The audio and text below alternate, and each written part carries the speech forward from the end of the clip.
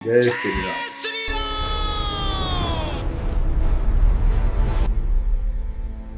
108 फुटी विशाल हनुमान जी है पूसा रोड पे स्थापित। 108 ही फुट क्यों? तो एक दिन ऐसा ही हुआ कि भाई विदेशी पर्यटक आए और उन्होंने अंदर पास में सिगरेट जला रेट चार्ट बनाए हुए थे। ब्राह्मण की बेटी का ये रेट दूंगा, अच्छा, ठाकुर की बेटी का मैं ये रेट दूंगा। मंगलवार को तो काफी संगत आती। तो आप उस दिन असली भक्ति महसूस करवाते हो या सिर्फ एक शौक के लिए या हवाबाजी के लिए आते थी भक्ति। भक्ति कभी भी आडंबर नहीं है, भक्ति कभी भी मिथ्या नहीं है। आप कभी भी किसी आप ये नहीं कह सकते कि वो मिथ्या है, आडंबर। ढोल गवार शूद्र पशु नारी सकल ताड़ना के अधिकारी। अच्छा, इसका मिस इंटरप्रेट करते हैं कई लोग। तो कीमोथेरेपी में उसी के पास एक बंदर आया, उसको एक फूल दिया, उसके सर पे हाथ रखा और चला। वो कहती है हनुमान जी आए थे और मेरे को आशीर्वाद देकर चले गए। हनुमान जी जब आपके साथ हैं, कोई समस्या आपके लिए समस्या है ही। 1990 से परम पूज्य बाबा सेवागिरी जी महाराज ने वो अखंड रामायण का पाठ सुना। कलयुग के अंत तक हनुमान जी को भी राम भगवान इतनी आसानी से नहीं, हमने आज तक कभी भी किसी की भक्ति पे प्रश्न चिन्ह नहीं उठाया। तो महाराज जी जैसे अपने 108 फुटी विशाल हनुमान जी है पूसा रोड पे स्थापित है, तो ये सिर्फ एक मतलब शक्ति का प्रतीक है हमारे बाबा जी वहाँ पे जो विराजमान है, या उसके पीछे एक अलग ही महत्व है? 108 फुटी मतलब 108 ही फुट क्यों ऐसा आप लोग मतलब बोलते हो या लोगों में सुनने को भी आता है? इसके पीछे क्या एक वो है रहस्य और आप लोगों की? इसका मुख्य कारण मेरे को ऐसा लगता है बहुत चमत्कार का, एक कहेंगे अपने आप में एक एक उदाहरण है। जिस तरीके से हनुमान जी इतने बड़े स्वरूप में पूरी दिल्ली की रक्षा के लिए हैं, पूरे भारत की रक्षा के लिए। हमारे भारत की राजधानी दिल्ली है और दिल्ली में हनुमान जी इतने बड़े स्वरूप में हैं जो आज तक विश्व में कभी नहीं देखे गए। इतने सुंदर हनुमान जी और इतने बड़े स्वरूप में हनुमान जी कभी भी नहीं देखे गए। और 108 का महत्व तो हमारे सनातन में कई प्रकार से देखा गया है। अच्छा। हम न्यूमरोलॉजी में भी देखते हैं। तो हमारे 9 प्लैनेट हैं, 12 महीने हैं, जब 9 और 12 मिलाते हैं, गुणा करते हैं तो 108 निकलता है। इसी तरीके से जब 108 को 1 और 8 को प्लस करते हैं तो 9 निकलता है। और कहें कि मंत्रों की शक्ति भी उस 108 में बहुत ज्यादा, कहें कॉस्मिक एनर्जी बहुत ज्यादा है। इन टर्म्स ऑफ साइंस कहें तो इस तरीके से है। और बहुत अलग अलग कहें थ्योरीज हैं जो सपोर्ट करती हैं इस 108 नंबर को। ओके। और जो आप हनुमान जी की इतने बड़ा स्वरूप देखते हैं, ये हनुमान जी का स्वरूप स्वयं हनुमान जी ने ही बनाया है। अच्छा जी। मतलब जब आप लोगों ने इस मतलब शिला को जैसे स्थापित मंदिर करने की शुरू करी होगी, तो उस टाइम पे आप लोगों को क्या विजन और क्या मतलब ड्रीम था इसको आगे लेके जाने के लिए, और वो क्या विजन आज भी जिंदा है और वो क्या मतलब दिख पाता है उस सेवा क्रम में या जो पूरे विधि विधान से चीजें चलती हैं हमारे मंदिर में, तो उसके बारे में थोड़ा आप बताएं। परम पूज्य महंत हम्म। ब्रह्मलीन महंत बाबा सेवागिरी जी महाराज ओके। द्वारा मंदिर की इस प्रतिमा का निर्माण करा गया। ये कहा गया कि बाबा जी, जब हम बाबा जी से पूछते थे महाराज आपने इतने बड़े हनुमान जी कैसे बनाए, आज के समय में घर बनाना मुश्किल हो जाता है। एक कहीं कहीं कोई भी शिलान्यास करते हैं तो इतने संकट का सामना करना पड़ता है। बिल्कुल। आपने कहीं विश्व में इस प्रकार से हनुमान जी का स्वरूप बनाया। तो बाबा जी इसके बारे में एक बहुत सुंदर कथा बताते हैं। वो कथा इस प्रकार से है कि हनुमान जी स्वयं ही बाबा के दर्शन उन्होंने दिया। अच्छा। स्वप्न में आए और उनको प्रोत्साहित करा भी आप जाकर मेरी प्रतिमा बनाओ जिससे जन कल्याण हो सके। और आप देख सकते हैं कि आज भी विश्व में इतना बड़ा हनुमान जी का स्वरूप कहीं और देखने को नहीं मिलता जो अपने आप चलता है। प्रतिमाएं तो हनुमान जी की स्वरूप तो कई जगह हैं, लेकिन इतना बड़ा स्वरूप जो इसमें आप देखें हनुमान जी का हृदय खुलता है और प्रभु श्री और राम और माँ सीता पूरे विश्व को दर्शन देते हैं, ऐसा स्वरूप कहीं और नहीं है। ये दुर्लभ है। ये स्वयं हनुमान जी की शक्ति के द्वारा हनुमान मंदिर बना है।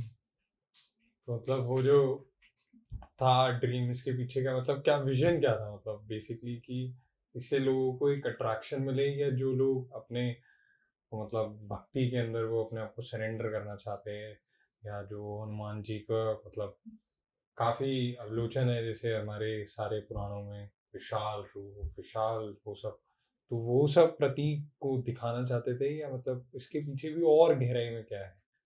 नहीं, इसका गहरा कारण तो ये भी है, हनुमान जी को मनवांछित अपना आकार बढ़ाना और मनवांछित अपना आकार घटाने का वरदान मिला हुआ है। तो आप देखेंगे हनुमान जी का जो स्वरूप बाहर प्रतिमा में दिखता है वो बहुत विशाल है, 108 फीट है। तो हम देखेंगे तो सर उठाकर देखना पड़ता है, चाहे वो कितना भी कद का आ जाए उसे अपना सर उठाकर ही देखना पड़ता है। लेकिन जब हम हनुमान जी के उस स्वरूप के अंदर जाते हैं तो हनुमान जी का एक छोटा स्वरूप भी है जिसे हम प्रणाम करते हैं, जिनकी हम पूजा करते हैं, जिनका हम श्रृंगार करते हैं। तो ये दिखाता है कि हनुमान जी का बड़ा स्वरूप और हनुमान जी का छोटा स्वरूप। हनुमान जी को मनवांछित कई वरदान मिले, उनमें से एक वरदान ये भी है। ओके, मतलब वरदानों की जैसे भी आपने बात करी, तो मतलब इसमें और क्या क्या हमारे मतलब हनुमान जी को वरदान मिले अष्ट हैं? सिद्धियों के दाता हैं, कलयुग के राजा हैं। ओके। और कहें कि आप कहें कि हनुमान जी तो इस कलयुग के राजा हैं और भक्ति के स्वरूप हैं, शक्ति के दाता हैं। हनुमान जी इतने शक्तिशाली हैं कि वो शक्ति देते हैं अपने भक्तों को अच्छे काज करने के लिए, राम काज करने के लिए। ओके। तो मतलब जैसे कभी आपने कभी नोटिस किया, जैसे आप मतलब मंदिर में एंटर कर रहे हो और उस टाइम पे आपने किसी एक छोटे से बच्चे को देखा या कोई फैमिली आई है पहली पहली बार, तो आप उनके चेहरे पे क्या देखते होगे? मतलब जो स्वरूप को देख के, बाबा के इतने बड़े विशाल रूप को देख के और मंदिर के अंदर एंटर करते ही जब वो एक एटमॉस्फेयर मिलता है प्रभु का दर्शन सीधा एंटर करते ही, मैं कहूँ कि मैं ज्यादातर लोगों के चेहरे पे आश्चर्य देखता हूँ कि वो अचंभित हो जाते हैं, क्या कुछ इतना सुंदर भी हो सकता है। ओके। अच्छा, वो सुंदर इसलिए है, वो वातावरण सुंदर इसलिए है क्योंकि हनुमान जी के हमारे दरबार के सामने ही अखंड रामायण का पाठ चल रहा है। 1990 से परम पूज्य बाबा सेवागिरी जी महाराज ने वो अखंड रामायण का पाठ शुरू करवाया कलयुग के अंत तक, जिससे जन कल्याण हो सके, मानव कल्याण हो सके, जितनी भी नेगेटिविटी है वो सब बाहर रह जाए और इंसान परमात्मा से जुड़ सके।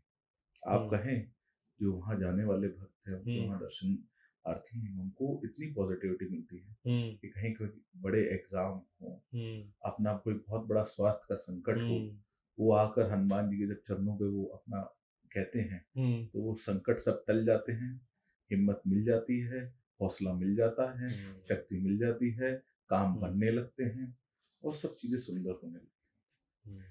मतलब जैसे आपने बताया अखंड रामायण का पाठ चलता है, मतलब विदाउट कोई ब्रेक नहीं, कोई वो नहीं।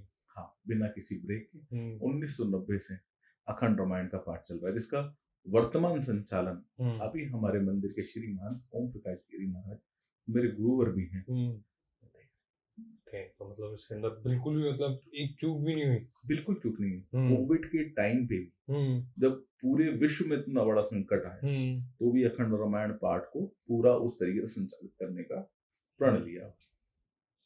तो अभी तो ऐसा है कि हमने प्रति घंटे हमारे मंदिर के जितने पुरोहित हैं वो बारी बारी अपना समय देते हैं। चाहे रात के 12 बजे हो, 1 बजे हो, 2 बजे, वो अपना समय अनुसार शिफ्ट चेंज करते हैं और रामायण का पाठ करते हैं। ये सब हमारे पुरोहितों ने, महंतों ने, श्री महंतों ने सबने संकल्प लिया हुआ है जन कल्याण के लिए। मतलब वो रुकती नहीं है चीज हमारा, बिल्कुल नहीं। रामायण का पाठ। और कहा जाता है जहाँ राम का नाम लिया जाता है वहीं हनुमान जी का वास होता है, तो हमने राम का नाम कभी छोड़ा नहीं और हनुमान जी का हमने अपने हनुमान जी वहीं है, हनुमान जी वहीं विराजित है। हम भी इसी बात पे जाते हैं, जय श्री राम। जय श्री राम, जय श्री राम। ठीक है। सो बेसिकली मतलब जैसे अभी आपने रामायण का बताया, तो उसमें से कोई एक चीज ऐसी थी जो आपको बहुत पसंद हो रामायण के पाठ में से, जो आप हमारे ऑडियंस को या हमारे यूथ को बताना चाहो कि मतलब वो चीज उससे एक कंक्लूजन में हमें सीखनी चाहिए? रामायण में जिस तरीके से, रामायण तो पूरी बहुत सुंदर है, लेकिन उसमें जिस तरीके से हनुमान जी की भक्ति की वर्णन की गई है वो अपने आप में बहुत अद्भुत सुंदर है। इससे हम सीख सकते हैं कि अगर हम किसी चीज को चाहें, हनुमान जी को भी राम भगवान इतनी आसानी से नहीं मिले, उन्होंने बहुत कठिन तपस्या करी और उस तपस्या के बल पर ही उन्हें प्रभु राम मिले, और जब राम मिले तो सब मिला उन्हें। इसी प्रकार से मैं समाज में ये एक मैसेज भी देना चाहूंगा और कहूंगा कि अपने यूथ को भी डायरेक्शन देना चाहूंगा कि आप राम की शरण में जाएंगे, आपको सब मिलेगा। कोई प्रसंग आपको रामायण में से याद आ रहा हो तो आलोचन करना चाहो? प्रसंग तो ऐसे कई हैं जिनके हम वर्णन करें और कहेंगे बहुत ही सुंदर, आपके सुंदर कांड के कई प्रसंग ऐसे हैं जिसके ऊपर आज के समय में बड़ा कटाक्ष भी होता है। क्या कहते हैं, ढोल गवार शूद्र पशु नारी, सकल ताड़ना के अधिकारी। अच्छा, इसका मिस इंटरप्रेट करते हैं कई लोग। वो कहते हैं कि भाई देखो, तुम शूद्रों को, तुम पशुओं को, तुम नारियों को ताड़ना देना चाहते हैं। अच्छा, मैं उनको एक बात बताना चाहूंगा, कभी भी हम भाषा का अनुवाद करते हैं तो भाषा का अनुवाद पूरी तरह से अप्रोप्रिएट नहीं होता है। इसमें ताड़ना, जो ताड़ना है, वो ताड़ना शब्द उसको नुकसान पहुंचाने के लिए नहीं, उसको सिखाने के लिए, उसको चीजें और उसको डेवलप करने के लिए, उनको बराबरी का हक देने के लिए कहा गया है। तो समाज में सामाजिक समरसता देखें, सामाजिक वर्ण भेद में जिस तरीके से लोगों को बांटा गया है, तो ये अपने आप में एक मिथ्या है। और लोगों को जोड़ने का प्रयास शुरू से ही भगवान के समय से चल रहा है। तो ढोल गवार शूद्र पशु नारी, इनको सिखाया जाए, इनको व्यवहार सिखाया जाए और इनको अच्छे लेसन सिखाए जाए जिससे अपना ग्रो कर सकें। तो मतलब ये ऐसी कुछ वर्णन से जिसके ऊपर ये बड़ा कॉन्ट्राडिक्टरी पॉइंट है। अच्छा, तो समाज में बड़ा विवाद होता है। तो जैसे अभी आपने वर्णन किया हमारे सुंदरकांड के पाठ का, एक काफी बढ़िया वर्णन, जिससे मतलब काफी मतलब समझ आ सकती है कि कुछ चीजें कॉन्ट्राडिक्टरी हम ले लेते हैं, जिसका मतलब ऐसा नहीं होता शब्दों का। तो अब ऐसे ही जैसे अब हनुमान जी की भक्ति के बारे में जैसे हम सब जानते हैं, और हमारे भगवान श्री राम के कितने बड़े सिद्ध भक्त हैं, मतलब वो भक्ति का लेवल नहीं मैच कर सकते। तो जब कभी आप भी हनुमान जी महाराज या हमारे बाबा के आगे जाते हो, तो उस टाइम पे आपके मन में क्या आता है? सरेंडर या एक भक्ति का भाव? कि दोनों का महत्व बिल्कुल अलग है। जब कभी भी हम दरबार में खड़े होते हैं तो लोग अपने संकट, लोग अपनी खुशियां, लोग बाबा से मिलने आते हैं, लोग बाबा के आगे हाजिरी लगाने आते हैं। हम देखते हैं भांति भांति प्रकार के दिन होते हैं और लोगों के दुख सुख चलते रहते हैं। कभी लोगों की आंखें नम देखते हैं, कभी चेहरे पे मुस्कान देखते हैं। तो हम तो यही, जब दरबार में खड़े होते हैं, हमें पता है कलयुग के राजा हनुमान जी हैं, हम उनसे सिर्फ यही प्रार्थना करते हैं कि जितने भी श्रद्धालु हनुमान मंदिर पर अपना शीश झुका रहे हैं, परमात्मा आप, हमारे प्रिय हनुमान जी, आप उनके संकट हरें, उनके जीवन में खुशियां आए, उनको बल मिले उनके कष्टों से लड़ने का।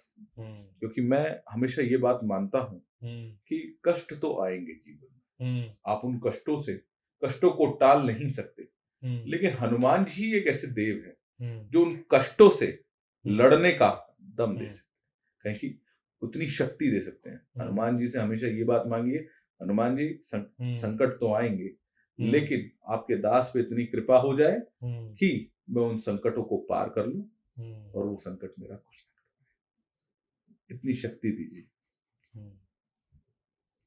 तो मतलब एक तरह से सरेंडर कर देना चाहिए हमें प्रभु के आगे। सरेंडर, अब देखिए, ये शब्द सरेंडर कहें या कहें भक्ति में लीन कहें, अब भक्ति में हनुमान जी स्वयं ही भक्ति का रूप है। हनुमान जी से बड़ा भक्त कौन हुआ? बिल्कुल, भगवान शिव के परम भक्त हुए रावण। भगवान रावण ने कहा कि मैं अभी मानोगे उनको अपनी भक्ति पे, तो भगवान शिव ने, क्योंकि रुद्र अवतार हैं हमारे हनुमान जी, तो भगवान शिव ने बताया कि असली भक्ति का रूप क्या होता है, असली भक्ति के ही रूप है हनुमान जी। उन्होंने सरेंडर नहीं करा, उन्होंने सब कुछ दे दिया अपने प्रभु को, राम को। जब उन्होंने राम पे विश्वास करा तभी तो वो हनुमान बने, तभी तो वो संकट मोचन हनुमान बने, तभी तो वो कलयुग के राजा बने। वो विश्वास आज के समय में युवाओं को अपने अंदर लाना पड़ेगा, वो भक्ति पे विश्वास लाना पड़ेगा, तभी कहें कि हमारा सनातन बच पाएगा, तभी कहें कि हमारे संस्कार आगे जा पाएंगे। क्योंकि आज के समय यूथ कहें कि बहुत ही ज्यादा कहें कि आपको उनको प्रमाण देने पड़ते हैं, और प्रमाण देना कोई गलत बात नहीं है। हमारा पूरा का पूरा सनातन धर्म बिल्कुल ही साइंटिफिक है, हम हर चीज करते हैं काफी साइंटिफिक है। हम कहें गौमूत्र पीते हैं, वो भी साइंटिफिक है, हमारे हेल्थ के लिए अच्छा है। हम गौ सेवा करते हैं, वो अच्छा है, हमारा स्ट्रेस कम होता है। हम कहें दिन छुपने से पहले भोजन करते हैं, वो हमारे लिए अच्छा है। शाकाहारी भोजन करते हैं, वो हमारे लिए अच्छा है। तो हमारा पूरा का पूरा धर्म ही साइंटिफिक है। मतलब जैसे आपने प्रमाण की बात की, बिल्कुल सही है। मतलब जैसे आज के डेट में कोई भी बोलते हैं भक्त कि कोई नए नए जनरेशन हम सब चाहते हैं, तो ये बोलते हैं कि इसको करने से क्या होगा। तो उस चीज़ पे आप क्या कहना चाहोगे? जैसे आपने कहा बिलीफ, बहुत बढ़िया बात कही कि हमें मतलब विश्वास जरूर रखना पड़ेगा, तभी वो चीज़ होती है। तो इस चीज़ पे मतलब जो लोग विश्वास नहीं रखते हैं, पहले दिन ही आके क्वेश्चन, क्योंकि किंतु परंतु तो चलता ही रहता है। क्वेश्चन पूछना गलत बात हम्म। नहीं। हम्म। क्वेश्चन पूछना गलत गलत बात मैं बिल्कुल नहीं मानता, लेकिन मैं ये बात मानता हूँ कि आपको विश्वास तो करना पड़ेगा। विश्वास से ही आपको रिजल्ट दिखेंगे। हम्म। भक्ति कोई वो नहीं है, परचून की दुकान नहीं है कि आप हम्म। गए आपने खरीद लिया। हम्म। भक्ति आप में वो भक्ति परमात्मा हम्म। के प्रति वो कहें अट्रैक्शन है, या कहें कि वो भाव है, समर्पण। समर्पण का वो भाव है। हम्म। तो वही आज के समय में यूथ में थोड़ा कम है। थोड़ा सा वो मेरे को लगता है वो भाव जागता है, लेकिन जब वो संकटों में घिर जाते हैं, जब उन संकटों से उन्हें कोई नहीं निकाल पाता, तब हनुमान जी निकालते हैं। मैं जितनी सेवा करता हूँ दरबार में, तो मैं देखता हूँ यूपीएससी के कई विद्यार्थी आते हैं, वो बहुत मेहनत करते हैं, बहुत संघर्ष करते हैं, अपने घर बार का त्याग कर देते हैं, हर चीज का त्याग कर देते हैं, सिर्फ अपने केंद्र, सिर्फ अपनी पढ़ाई को मनाते हैं। तो मैंने उनसे पूछा, तुम आते हो लेकिन सिर्फ मंदिर आते हो और कहीं और बिना किसी वजह के नहीं जाते? तो कहते हनुमान जी ने हमारी कई सहायता करी, और मंदिर में दर्शन करने वाले कई विद्यार्थियों का यूपीएससी बहुत अच्छे नंबर से क्लियर हुआ है, और वो आज के समय में बहुत अच्छे अधिकारी हैं, अच्छी अच्छी पोस्टों पर अधिकारी के रूप में सुसज्जित हैं। तो मतलब ऐसा कोई प्रमाण जो आपने अपनी आंखों से देखा हो, मतलब लाइव मंदिर में कोई दरबार आया बिल्कुल समर्पण करने के लिए, बड़े संकटों में घिरा हुआ, जैसे आपने एक बार बात भी छेड़ी थी हनुमान जन्मोत्सव पे, एक वो आए थे गिरी महाराज, मतलब एक भक्तगण आए थे काफी रोते रोते, और आपने कहा पट लग गए थे, तो उसको बताओ थोड़ा। नहीं, क्या था कि वो इसी हनुमान जन्मोत्सव की बात थी। बड़ा सुंदर वर्णन आपने बताया कि एक परिवार आया, परिवार कहें उनकी बेटी के ऊपर पता नहीं क्या संकट था, वो उसको कहें कि शांति नहीं मिल पा रही थी, लेकिन जैसे ही वो हनुमान जी के दरबार में आई, वो शांत हो गई, और कहें जैसे ही वो बाहर जा रही, उसके अंदर कुछ ना कुछ ऐसी समस्या हो रही। तो क्योंकि पट लग चुके थे, मंदिर की अपनी मर्यादाएं हैं, हम ज्यादा अंदर नहीं रख सकते, लेकिन तब भी हमने दरबार के बाहर, जो बिल्कुल हमारा एक प्रांगण है, जहाँ माँ वैष्णो के दो शेर सुशोभित हैं, हमने उनको स्थान दिया। वो जब गए तो उन्होंने हनुमान जी से बात कही, मैंने सुना, भाई हनुमान जी आपका बहुत बहुत धन्यवाद, वरना जिन लोगों से उनकी बात हुई थी, उनकी बेटी उस रात में मर जाती, जिस हालत में वो आई थी। तो भाई हनुमान जी ने कई प्रकार के चमत्कार करे। बगल में हॉस्पिटल है गंगाराम, बहुत बड़ा हॉस्पिटल है, बीएलके भी बड़ा हॉस्पिटल, तो कई लोग अपनी समस्याएं लेकर आते हैं। जब समस्याओं से निवारण हो जाता है, तो वो लोग आते हैं, हमें बताते हैं कि भाई हमने हनुमान जी से बात मांगी, हनुमान जी ने आकर हमारे संकट हरे।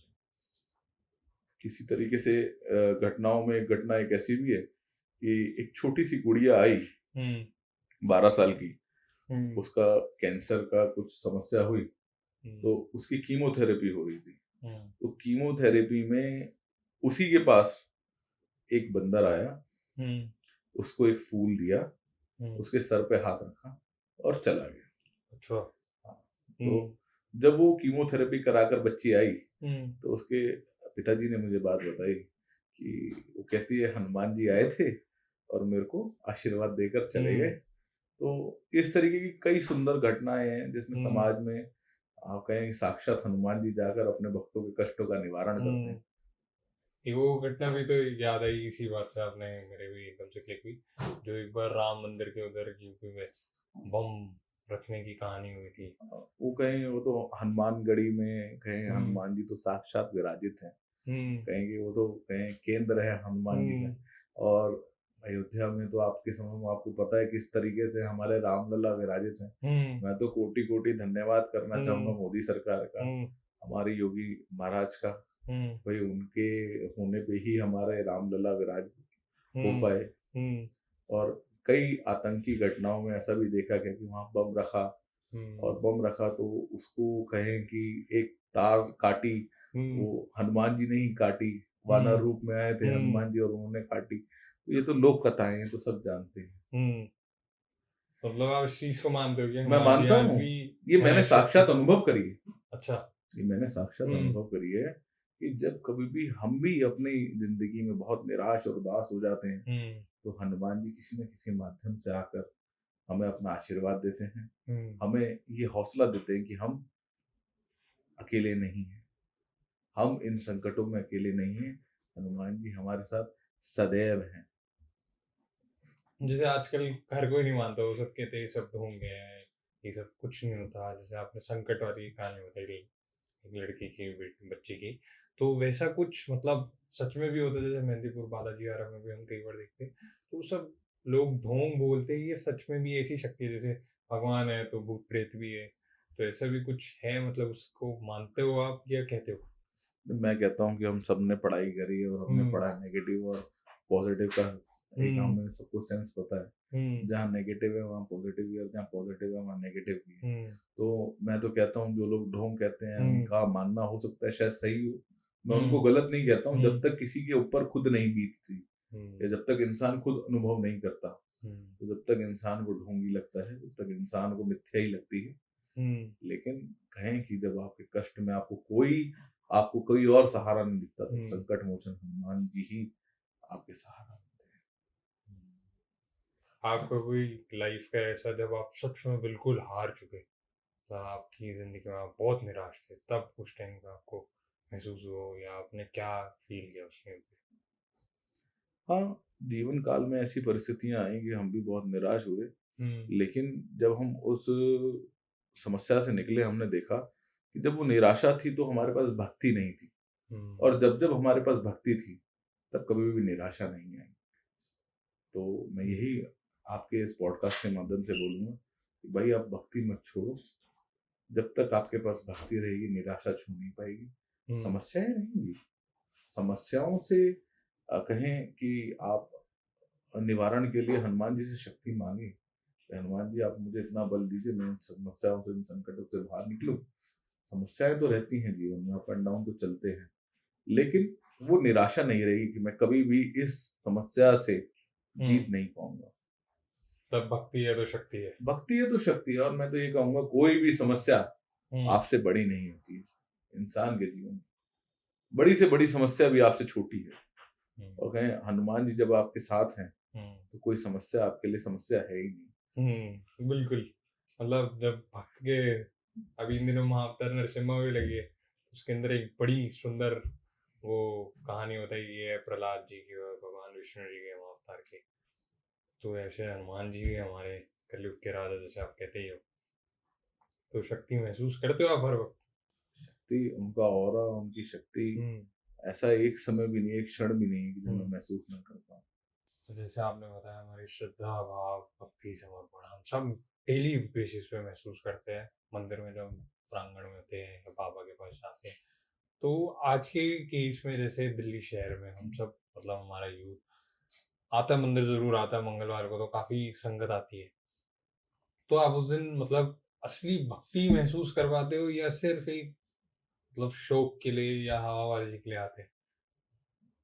भक्ति भक्ति हम्म। भक्ति कभी भी आडंबर नहीं है, भक्ति कभी भी मिथ्या नहीं है।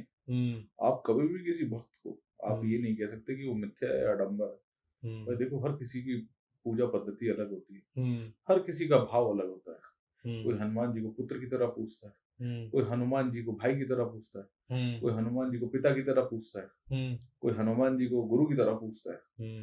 भाई सबकी भक्ति अलग अलग। हमने आज तक कभी भी किसी की भक्ति पे प्रश्न चिन्ह नहीं उठाया। हनुमान जी का जो भक्त होगा वो हनुमान जी की तरह मर्यादित होगा, और कहें कि मेरे को लगता है जहां भक्ति है वहां आडंबर नहीं, और जहां आडंबर है वहां भक्ति नहीं। जैसे काफी यूथ द्वारा हम लोग फोन या रील्स द्वारा बनानी शुरू कर देते, तो उस पे आप लोगों का क्या रहता है वहाँ पे? बदलाव तो दुनिया का नियम है, और अगर आज के समय में कोई फोन से रील बना रहा है, कोई वीडियो बना रहा है, तो उसमें क्या गलत है? भाई देखो, सबको अपने तरीके से, हनुमान जी तो सबके हैं, हम तो ये मानते हैं हनुमान जी सबके हैं, और उसमें हनुमान जी को पूजने का तरीका सबका अलग अलग है। मुझे कोई समस्या नहीं है उसमें। जैसे बड़े बड़े धामों के अंदर फोन वोन रुकवा देते हैं।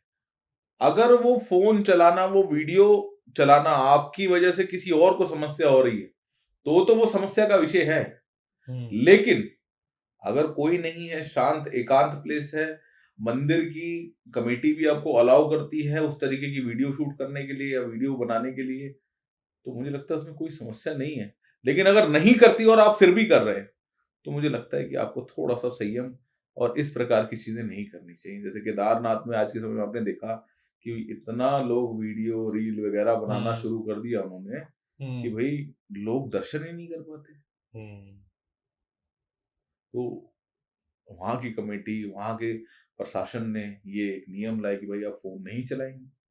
फोन नहीं चलाएंगे क्या है भाई, कई लोग क्या होता है, कई लोग अपडेट भी करते हैं अपने आप को, कहीं भी मैं मंदिर गया, ये गया, वो गया, अपने तरीके से भक्ति को दिखाते हैं और कई लोग नहीं दिखाते। तो क्या करने वाला दिखाने वाला गलत है क्या? नहीं, ऐसा तो नहीं है। मैं भी यही मानता हूँ, नहीं भाई, उसकी पद्धति ये कहती है, उसका मन ये कहता है, उसकी इच्छा ये कहती है कि अगर मैं गया हूं तो मैं दिखा रहा हूँ, मैं उसको गलत नहीं मानता। लेकिन अगर आपकी वजह से किसी को समस्या कष्ट हो रहा है तो वो नहीं होना चाहिए। मतलब जैसे मंगलवार और शनिवार को, मतलब काफी ट्यूसडे और सैटरडे को आप लोगों के उधर भी संगत, हमारे यहाँ संगत में बहुत बड़े बड़े इन्फ्लुएंसर्स भी आते हैं, बहुत बड़े बड़े पॉलिटिशियंस भी आते हैं, बड़े बड़े क्रिकेटर्स भी आते हैं, कहेंगे, लेकिन वो ऐसे आते हैं कि वो आए और गए, हमें पता है, बाकी और किसी को नहीं पता, वो आए और गए, चले गए। लेकिन कभी कभार हमने ऐसा भी देखा है कि कुछ यूट्यूबर्स भी आते हैं, इन्फ्लुएंसर्स भी आते हैं, वो वीडियो बनाते हैं। हमें भाई वीडियो बनाने से कोई समस्या नहीं है, लेकिन आपकी वजह से किसी को समस्या नहीं होनी चाहिए, कष्ट नहीं होना चाहिए, आपके भक्ति के तरीके में किसी और की भक्ति के तरीके को समस्या नहीं होनी चाहिए। मतलब चीज को आप लोग मान्यता दे दो। मतलब मान्यता देना और ना देना नहीं, हमारा प्रश्न चिन्ह ये है कि अगर आपको मंदिर का प्रशासन आपको अलाउ करता है आप वीडियो बनाए, किसी भी मंदिर में जाए तो आप बनाएं। लेकिन अगर आपको मंदिर का प्रशासन अलाउ नहीं करता कि आप फोन ना निकालें, आप वीडियो शूट ना करें, आप रुक कर फोटो ना लें, तो आपको नहीं करना चाहिए। बिल्कुल, मतलब आपकी वजह से सामने वाला दर्शन ना देख पा रहा हो प्रभु की, मतलब शिला को उनके, कहेंगे भाई कई जगह हम देखते हैं बहुत लंबी लंबी लाइन होती है, 1-2 घंटे का समय आता है। बिल्कुल। लेकिन फिर लोग अंदर जाकर वीडियो या फोटो खिंचवाने की कोशिश करते हैं। मुझे लगता है इस प्रकार का व्यवहार नहीं करना चाहिए। कारण क्या है कि भाई बहुत समय लग जाता है, लोगों को आगे दर्शन कराने में बहुत समस्या हो जाती है। ये है। तो इसी बेसिस पे जैसे अब एक क्वेश्चन आ रहा था, मतलब कि क्या कहते हैं, स्वरूप देख के, मतलब कई लोग आते हैं सिर्फ भगवान जी के, आज हम हनुमान जन्मोत्सव पे या मंगलवार को हम बाबा के पास जा रहे हैं, ठीक है, जैसे आपने कहा भक्ति का कोई क्वेश्चन नहीं है, ठीक है, सबकी अपनी अपनी प्रकार की है। तो जो सिर्फ शोकेस करने के लिए आते हैं, ऐसे भी आते होंगे कई भक्तगण जो बाहर कुछ खा पी कर आ रहे हो और अंदर पहुंच कर रहे, जैसे अभी रिसेंटली इस्कॉन लंदन में हुआ कि जहाँ पे उनके इस्कॉन के रेस्टोरेंट में एक विदेशी इंसान घुस गया चिकन खाते हुए, तो वहाँ पे उसके ऊपर काफ़ी कार्रवाई चल रही है। जैसा आपके भी साथ कभी ऐसा आप लोगों को देखने को मिला है या ऐसा अवरोध हुआ कि मतलब कोई गलत उस माहौल से आया हो और सीधा मंदिर में आके वो डिस्टर्बेंस या वो माहौल को बिगाड़ भी रहो? ये बहुत ही दुर्भाग्यपूर्ण हुआ जिस तरीके से इस्कॉन के एक रेस्टोरेंट में वो कहें कि एक पुरुष आए और उन्होंने चिकन खाना शुरू करा, बल्कि उन्हें पता था कि वो लोगों की भावनाओं को आहत कर रहे हैं, लेकिन फिर भी उन्होंने वो काम करा जानबूझकर, बहुत ही ज्यादा निंदनीय है। और मैं इस्कॉन प्रशासन का भी बड़ा कहेंगे, बहुत अच्छी बात है, उन्होंने केएफसी के बाहर फिर बाहर जाकर उन्होंने एक अपना करा, उन्होंने भजन कीर्तन करा, उन्होंने बताया कि भाई देखो मांसाहार नहीं लेना चाहिए, अगर कोई मांसाहार ले रहा है तो वहां भजन कीर्तन नहीं होगा, लेकिन जो जहाँ भजन कीर्तन हो रहा है उसकी मर्यादा भ्रष्ट करने के लिए आपको चिकन लाने की क्या आवश्यकता है? तो ये कहेंगे कि भाई हमारे धर्म पे, सनातन पे कई प्रकार के हमले भी होते हैं, इसी प्रकार के हमले होते हैं, ये सोच पर हमला है, कहीं सनातन पे हमला है। और हमारे मंदिर में भी कई प्रकार के विदेशी पर्यटक भी आते हैं, तो एक दिन ऐसा ही हुआ कि भाई विदेशी पर्यटक आए और उन्होंने अंदर, मतलब जहाँ हनुमान जी को बताया वहां पर पास में सिगरेट जला ली। अच्छा। जब उन्होंने सिगरेट जला ली तो मैंने उनको समझाया कि आप ऐसी चीज मत करिए। वो तुरंत समझे, उन्होंने सिगरेट बुझाई और वो चले गए। हमने कहा भाई मंदिर में किसी भी प्रकार की इस तरीके की चीज नहीं होगी और ना ही करी जाएगी। तो उस टाइम पे आपका रिएक्शन क्या था? आपको गुस्सा आया या मतलब? मुझे गुस्सा भी आया, मुझे दुख भी हुआ। हम्म आप कहें कि मंदिर अपने आप में ही ईश्वर का घर है, परमात्मा का घर है, और वहां पर कोई जाने अनजाने में या जानबूझकर भी इस प्रकार का कृत्य करता है तो वो अपने आप में एक दुख का विषय है। जो लंदन में हुआ, जो इस्कॉन के रेस्टोरेंट में हुआ, वो तो है परम पीड़ा का अनुभव हमने उस दिन करा। हमने कहा कि भाई हिंदुओं का इतना विरोध आप लोग कर रहे हैं, जो अपने आप में बड़ा आश्चर्यचकित भी करता है। क्योंकि मेरे को नहीं लगता इस्कॉन के उस रेस्टोरेंट से किसी को कोई फर्क पड़ता होगा, लेकिन आपको उनको पीड़ा देने के लिए इतना नीचे गिरना पड़ा कि आप मीट लेकर चले गए नहीं। और वहां मीट तो लेकर गए, साथ ही साथ वहां के लोगों को इसके लिए फोर्स भी करा कि आप मीट खाओ। भाई हमारे यहाँ तामसिक चीजों को, मांसाहार को और भी अलग जितनी भी तामसिक चीजें होती हैं उनको हाथ नहीं लगाया जाता। हाथ लगाने में भी पाप माना जाता है। मतलब जैसे हमारा यूथ है वो तो इस चीज को साइंटिफिकली समझना चाहेगा, मतलब ऐसा क्यों बोलते हैं हमारे धर्म में, उसको थोड़ा अगर आप वर्णन करना देखो चाहो। साइंटिफिकली तो एक यही रीजन है, जितनी भी तामसिक चीजें हैं वो आपके अंदर कहेंगे कि इस तरीके का रिएक्शन करते हैं जिसमें थोड़ी खलबली सी हो जाती है। अच्छा।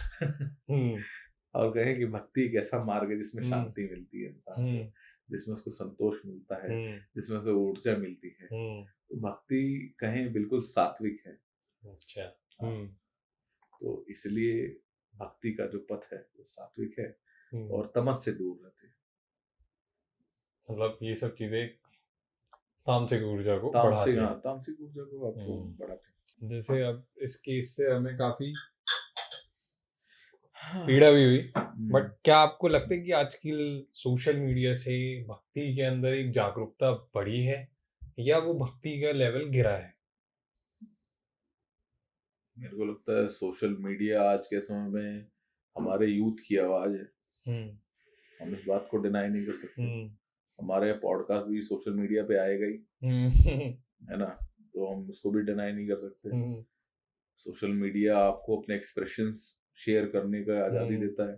तो मेरे को लगता है कि भाई जो भक्त हैं, जो कहें पूजा पाठी हैं और जो जिस तरीके से अपनी पद्धति करते हैं, उनको मौका मिला, उनको एक प्लेटफॉर्म मिला कि वो दुनिया को दिखा सकें। और सोशल मीडिया में भाई मैं एक बात मानता हूँ जी, ये हमारा फोन है, इस फोन में 1 लाख बुरी चीजें हैं पर 1 करोड़ अच्छी चीजें भी हैं। तो हम बुराई ना लेकर अच्छाई की तरफ अपना ध्यान करें तो ज्यादा अच्छा रहता है। मैं तो कहूँगा भक्ति को और बढ़ाया है सोशल मीडिया ने। ऐसा क्यों? कहीं कि आप देखें कि हमारे कितने सुंदर कथावाचक हैं, हमारे कितने सुंदर संत हैं, हमारे कितने सुंदर सनातन के अनुयायी हैं, जिनके दर्शन हमारे लिए दुर्लभ होते थे, लेकिन आज हम घर बैठे उनके दर्शन कर पाते हैं, हम घर बैठे उनकी वाणी सुन पाते हैं, हम घर बैठे अपने विषयों को, अपनी बात पहुंचा सकते हैं। तो भाई सोशल मीडिया ने तो उपकार ही करा ना, लेकिन अगर आप उसको गलत तरीके से इस्तेमाल करोगे तो फिर तो हर चीज का गलत उपयोग हो सकता है। अभी जैसे आईआईटी वाले बाबा कुंभ के टाइम पे काफी फेमस हुए, ठीक है, तो मतलब सोशल मीडिया का ये भी एक साइड है जिसके अंदर नई नई चीजें हमें देखने को मिलती है। तो आईआईटी वाले बाबा हो गए, ये जो आज के दिन और रिसेंट में वो अखिलेश यादव जी के साथ हमारे गुरुदेव जी का हुआ, तो उसके ऊपर आप कुछ कहना चाहोगे? नहीं, क्या है भाई, देखो सोशल मीडिया तो हमें मौका देता है नई चीजें जानने का, नए लोगों के बारे में जानने का। अगर हम देखें अनिरुद्धाचार्य बहुत अच्छा काम करते हैं, हजारों हजारों हमारी वृद्ध माताओं की सेवा करते हैं, उनके जैसा सेवक कोई नहीं है।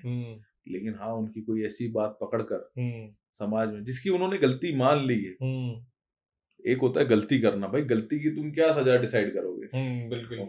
अगर वो गलती मान चुके हैं तो भी तुम उनको इतना ज्यादा पीड़ा दे रहे हो। जहांगीर को किसी ने पीड़ा नहीं दी 13 सालों तक, जिसने आज के समय में इतनी हमारी बहन बेटियों को उसने नीलाम करा है, रेट लगाए हुए थे उसने, रेट चार्ट बनाए हुए थे, ब्राह्मण की बेटी का ये रेट दूंगा, अच्छा, ठाकुर की बेटी का मैं ये रेट दूंगा, दलित की बेटी का मैं ये रेट दूंगा, पंजाबन की लड़की का मैं ये रेट दूंगा, बस कन्वर्जन कराओ। जहांगीर को किसी ने चर्चा नहीं बनाई। लेकिन हाँ अगर कोई हिंदू धर्मगुरु से कोई गलती भी हो जाती है जिसकी वो माफी भी मांग चुका है, उसको क्रिटिसाइज करा जाएगा, उसकी आलोचना करी जाएगी। और अखिलेश जी जिस तरीके से राजनीतिक में धर्म को ला रहे हैं, कभी वो सनातन को उल्टा सीधा कहते हैं, कभी वो संतों को उल्टा सीधा कहते हैं। अब तो आजकल वो इतना निम्न हो गए, वो कथावाचकों के पीछे भी पड़ गए, किसी ना किसी तरीके से सनातन को गाली देने का काम मेरे को लगता है बहुत दुर्भाग्यपूर्ण है। और इस तरीके का काम उन्हें नहीं करना चाहिए। वो बहुत बड़ी राजनीतिक पार्टी के प्रतिनिधित्व करते हैं और उन्हें ऐसा काम नहीं करना चाहिए। और मतलब क्रिटिसिज्म मिलता ज्यादा हिंदू डिवोटीज को।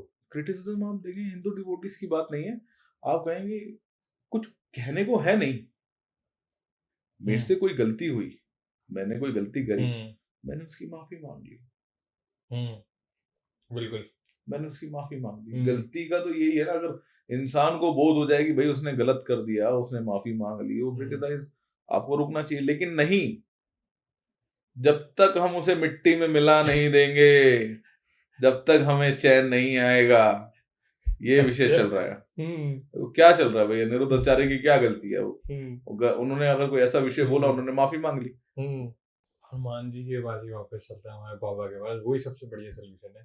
ठीक है, तो जैसे कभी आप दरबार में गए तो वहां कभी आपने मतलब वो एहसास किया कि हनुमान जी साक्षात मतलब आपके साथ खड़े, ऐसा कभी हो? सिर्फ मतलब बातों में नहीं, कि आप महसूस कर पा रहे हो पूरे होशो आवाज में और कोई आपके आसपास नहीं होता, आप अकेले हो दरबार मैं में। आपको एक बात बताता हूँ, मैं हनुमान जी को देखकर समझ जाता हूँ कि हनुमान जी क्या, मैंने कोई गलती तो नहीं की। अच्छा, हनुमान जी को गुस्सा भी होते हैं, हनुमान जी खुश भी होते हैं। हनुमान जी से आप कहें कि हम हनुमान जी का चेहरा देखकर ही समझ जाते हैं कि या तो हमसे कोई गलती है या तो हनुमान जी हमसे खुश हैं। अच्छा, सिर्फ चेहरा देखकर। तो हनुमान जी हमसे बात करते हैं, हनुमान जी हमें बताते हैं कि भाई ऐसा नहीं, ऐसा करना चाहिए, ये नहीं, ये करना चाहिए। हनुमान जी अपने आप में जीवित देव हैं। और हनुमान जी वही है, 108 फुट संकट मोचन धाम हनुमान मंदिर में हनुमान जी हैं, और हनुमान जी हमसे बात करते हैं। मतलब ये महसूस कर पाते हो पूरी तरह से, निसंदेह। मुझे इस बात में कोई संदेह नहीं है, मैं हनुमान जी से बात नहीं करता, मैं हनुमान जी से बात कर लेता हूँ। हनुमान जी का मैं बहुत कोटि कोटि आभार करता हूँ कि उन्होंने मुझे अपने चरणों में सेवा दी। मेरे को, और कहें मेरा तो परम भाग्य, मैं सोचता हूँ मैंने ऐसा क्या पुण्य कर्म करे होंगे जो मुझे हनुमान जी ने अपने चरणों का दास बनाया है। मैं इस बात से मतलब कहें कि मैं जितनी बार उनका आभार प्रकट करूं उतना कम।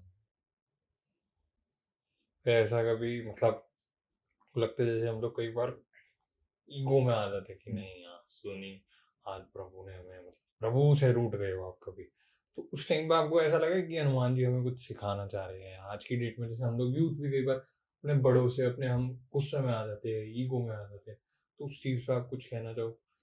मैं अपने जीवन का एक काल बताता हूँ। एक दिन मैंने ऐसा तय करा कि भाई मैं हनुमान जी, आज मैं आपसे गुस्सा हूँ, मैं आज आऊंगा नहीं, आपके दर्शन नहीं करूंगा।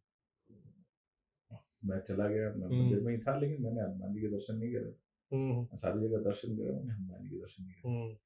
हनुमान जी कहें कि हनुमान जी ने ऐसा चमत्कार करा कि मैं तुरंत दर्शन करने गया और मैंने दर्शन करा। मैंने हनुमान जी से माफी मांगी, हे प्रभु आप तो सब कुछ जानते हैं, मैं तो आपके चरणों का दास हूँ, और मैं आपसे कहा, तो मेरे तो जीवन की श्वास ही, आखिरी श्वास भी आपके चरणों में है और पहली श्वास भी आपके चरणों में है, मेरा तो जीवन ही आप। तो वहाँ मतलब क्या चमत्कार हुआ जिसने आपको वहाँ मोड़ दिया, यूटर्न दिलवा दिया? गुरु जी की आज्ञा हुई कि जाकर हनुमान जी का श्रृंगार देखो। उस समय हनुमान जी का श्रृंगार हो रहा था, तो हनुमान जी के कपाट के अंदर जाकर दरबार में खड़ा होना पड़ा और हनुमान जी के दर्शन साक्षात हुए। तो फिर हमने तुरंत सुना हनुमान जी आपकी माया है और आपने हमें तुरंत यही बुलाया है। तो ऐसा हमने देखा।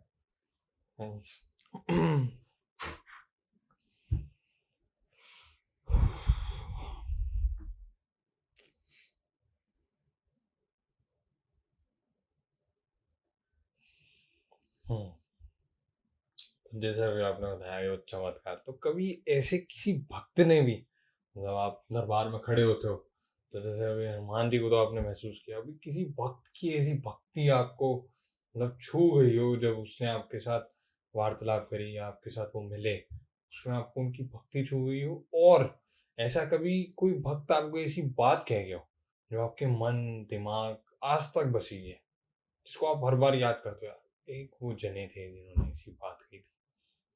क्या है कि मैं तो बहुत छोटा हूँ और मैंने ऐसे बहुत बड़े बड़े भक्त भी देखे हैं हनुमान जी के, जो हनुमान जी जिनके साथ रहते हैं और हनुमान जी से वो हर बात करते हैं। मैंने उन्हें बात करते हुए भी देखा है, मैंने उनसे मतलब कहें कि बात करते करते रोते भी देखा है, हंसते भी देखा है। उन्होंने लोग उसे पागलपन कहेंगे लेकिन मैं उसे भक्ति कहूँगा। भगवान से ही अपना दुख सुख बोलना है, किसी से नहीं बोलना है इस संसार में। हनुमान जी ही हैं जो मेरा सब कुछ करेंगे। ऐसे मैंने कई भक्त देखे। मैं बात करता हूँ तो मैं उनसे थोड़ा थोड़ा रिलेट कर पाता हूँ, फिर मुझे लगता है नहीं हनुमान जी आपकी कृपा उन पे ज्यादा है। तो कहेंगे हम मेरे साथ भेदभाव कर रहे हो आप? नहीं नहीं, हनुमान जी कभी कभी किसी प्रकार का भेदभाव नहीं। जो उन्होंने बहुत बड़ा एहसान करा है हमको उनके चरणों के पास, इससे बड़ी कोई बात नहीं है।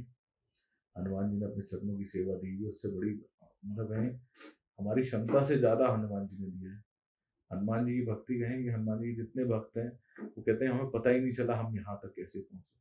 हमने मंदिर के एक हमारे भक्त हैं आते हैं, चंदन भैया हैं, तो उन्होंने बहुत संघर्ष करा जीवन में। वो कहते भाई मुझे आज तक पता ही नहीं चला इस चमत्कार का कारण क्या। आज के समय में बहुत अच्छे बड़े व्यापारी हैं करोड़पति के, तो बोलते हैं सब हनुमान जी का ही चमत्कार है और मुझे पता भी नहीं चला, मेहनत करता गया और धीरे धीरे हनुमान जी ने ऐसी जगह पहुंचा दिया जब मैंने जीवन में सोचे नहीं। तो ये मैं अपने जीवन की भी कहता हूँ, मैंने कभी भी नहीं सोचा था कि हनुमान जी इतनी हम पे कृपा करेंगे कि हम कहाँ से कहाँ बैठ जाएंगे, हमें इस बात का अंदेशा भी नहीं। मतलब मानते हो आप ये चीज? और उसको मतलब ऐसा क्षण याद आ रहा हो, कोई बात ऐसी जिसको आप बताना चाहो हमारे लोगों को?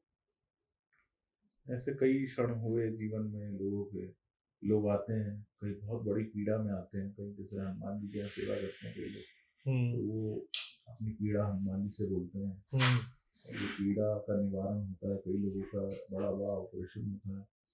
हमारे एक भैया हैं पालन से आते हैं, उनका किडनी का ऑपरेशन था, नियर टू में बोल दिया गया था कि अब आपका जो बचने का परसेंटेज है वो शायद 1-2% है, लेकिन आज के समय में चल रहे हैं, अपना काम कर रहे हैं, अपना व्यवसाय कर रहे हैं। तो हनुमान जी की बहुत बड़ी कृपा है उनसे। ये तो चमत्कार हमने अपनी आंख से देखे। अच्छा। और ऐसे कई चमत्कार हैं, कई चमत्कार। और जैसे आप कभी फॉर एग्जांपल आपको जैसे संकट होता है, जब आप निराश हो जाते हो, तो आप हनुमान जी को मतलब एज अ दोस्त, एज अ गुरु या एज अ प्रोटेक्टर मतलब कैसे उनके साथ बात करते हो? दोस्त गुरु प्रोटेक्टर तो क्या कहूँगा, मैं तो कहता हूँ हनुमान जी मेरे सब कुछ हैं। मेरे कण कण में हनुमान जी, हम कहेंगे हनुमान जी मेरे दुख में भी है, हनुमान जी मेरे सुख में भी है, हनुमान जी मेरे सोते हुए भी, हनुमान जी मेरे जागते हुए भी, हनुमान जी हर जगह हैं। हम तो ये कहते हैं कि हर चीज में हमारे हनुमान जी हैं और हम उनकी भक्ति हमें मिली है, इसके लिए भी मैं बड़ा कोटि कोटि धन्यवाद करते हैं हमारे। अब है हमारे बाबा जिंदाबाद। जय श्री राम।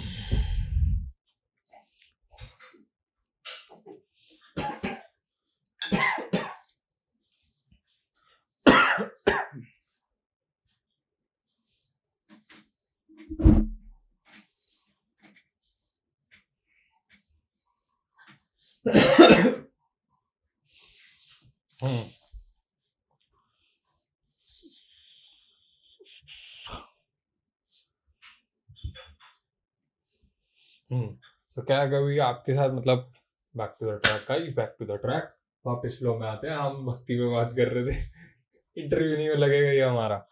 सो बेसिकली जैसे अभी आपने बताया कि मतलब आपके वो सब कुछ है, आपने सब मानते मतलब सोते ही जागते ही हर श्वास में आप उन्हें मतलब फील कर सकते हो, बात कर सकते हो, ऐसे हमारे सारे भक्त भी करते होंगे।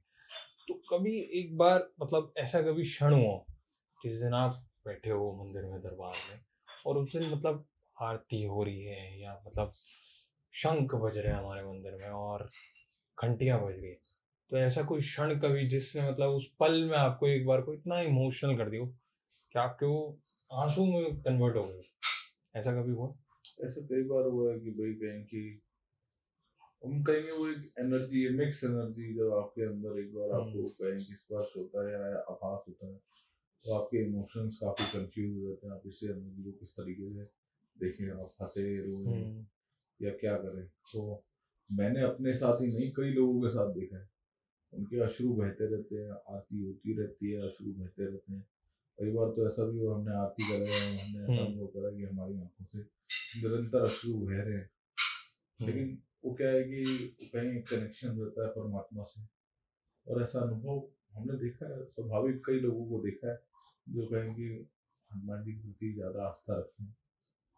मतलब ऐसे हरि भक्ति भी कुछ ऐसा कुछ कहते हैं उसके मतलब हरि भक्ति तो कहें कि भगवान विष्णु की जो भक्ति करते हैं वो हरि भक्त कहते हैं, और वो भी अपने आप में डिवाइन पावर है। और जब पावर आपसे कनेक्ट करती है तो आपको एक कहें कि वो आपकी बॉडी उस चीज़ को महसूस नहीं कर पाती कि आप किस तरीके से उस पर रिएक्ट करें।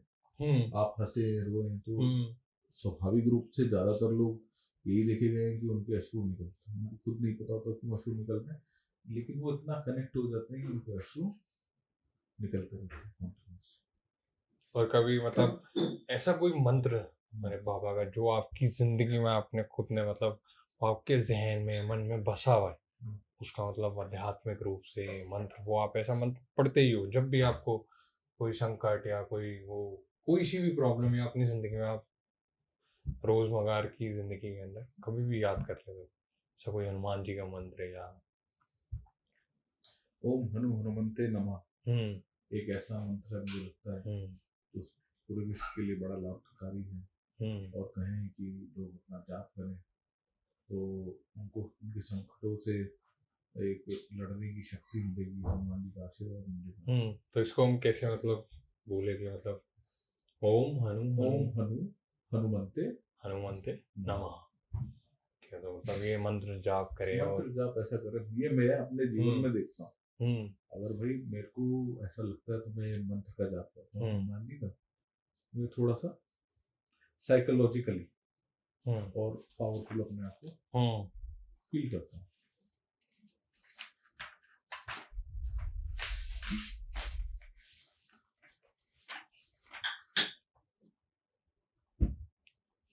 जैसे अभी अब हम मतलब काफ़ी मज़ा आया आपके साथ बातचीत करके, तो इसके अंदर जैसे अगर आज हमारे हनुमान जी साक्षात लोगों को बोल सकते 108 फुटी मंदिर में और लोग आए हुए, संगत आई हुई है, तो वो क्या बोलते हैं? मेरे को लगता है हनुमान जी से हमें ये बात सीखने को मिलती है कि सामाजिक समरसता, एकता और अखंडता। हनुमान जी तो कहें इस कलयुग, इस पूरे अंतरकाल के राजा हैं, लेकिन अगर कहें कि सनातन के लिए क्या बात बोलते तो ये सामाजिक समरसता होनी चाहिए, एकता, अखंडता, खंडों में बंटना नहीं चाहिए हिंदुओं को।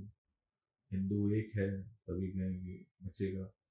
और भगवान जी अगर बोलते तो राम नाम का जाप ही करते, और राम नाम के अलावा ना उन्हें कुछ इतना प्रिय है ना उनको अच्छा लगता है, तो राम नाम के जाप है, परमात्मा हमारे राम के दास हैं। और आप भक्ति को क्या मतलब, भक्ति अगर आपको बतानी हो तो एक सेंटेंस में आप भक्ति को क्या कहोगे? मैं तो एक शब्द में कहूंगा हनुमान जी। भक्ति के स्वरूप ही है हनुमान जी। उनसे बड़े भक्त कौन? हर चीज का त्याग करने वाले, अपने मोह माया अहंकार को त्याग करने वाले, जिन्होंने अपनी भक्ति से बड़ा कुछ समझा ही नहीं, अपने आप को भी नहीं समझा। हर चीज उन्होंने अपने प्रभु अपने इष्ट के चरणों में रख दिए, अपना जीवन उन्होंने अपने प्रभु अपने इष्ट के चरणों में रख दिया। तो कहें भक्ति का तो एक ही उदाहरण है हनुमान जी। और मेरी बात से लगभग लगभग जितने सनातनी हैं, जितने भक्त हैं, सब सहमत होंगे। जय श्री राम बोलकर मैं अपनी वाणी को विराम देता हूँ। मुझे लगता है आपने पॉडकास्ट और मतलब अगर हम कोई हनुमान चालीसा की मतलब कोई चौपाई ऐसी नहीं, लाइन ये अच्छी है, जय हनुमान ज्ञान सागर जय कपीस तो लोक उजागर, राम दूत अतुलित बलधाई। जो राम के दूत हैं और जिनमें अतुलित बल है, अतुलित बल होने के बाद भी जिनके बल की कोई सीमा ना हो, वो राम के दास है। आज के समय में थोड़ा सा बल आने पे भी लोगों के अंदर घमंड आ जाता है, लेकिन अतुलित बल के स्वामी भी दास हैं, राम के दूत हैं। ये अपने आप में समाज में एक उदाहरण है कि आप चाहे असीम शक्तिशाली हों, लेकिन आपको अपने अंदर धैर्य, विनम्रता का भाव हमेशा रखना चाहिए। जय श्री राम। जय श्री राम।